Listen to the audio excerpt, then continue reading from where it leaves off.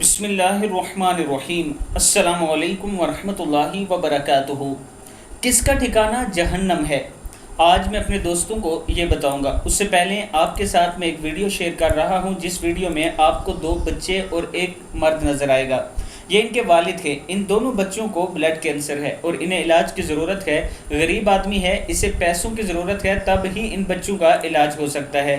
اگر آپ دوست ان کی مدد کرنا چاہیں تو یہ میرا واٹس ایپ نمبر ہے، ایزی پیسہ اور جائز کیش اسی نمبر پر موجود ہے، آپ ان کی مدد کر سکتے ہیں۔ تو شروع کرتے ہیں۔ بسم اللہ الرحمن الرحیم۔ حضرت ابو ہریرہ رضی اللہ تعالیٰ عنہ فرماتے ہیں کہ رسول اللہ صلی اللہ علیہ وآلہ وسلم نے ارشاد فرمایا کہ جو شخص جان بوجھ کر مجھ پر جھوٹ باندھے، اسے چاہیے کہ وہ اپنا ٹھکانہ جہنم میں بنا لے۔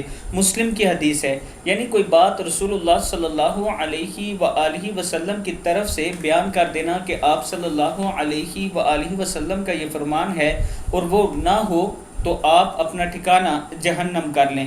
اس لیے تحقیق کر لیا کریں، پھر آگے دوسروں کو بتایا کریں۔ السلام علیکم ورحمۃ اللہ وبرکاتہ۔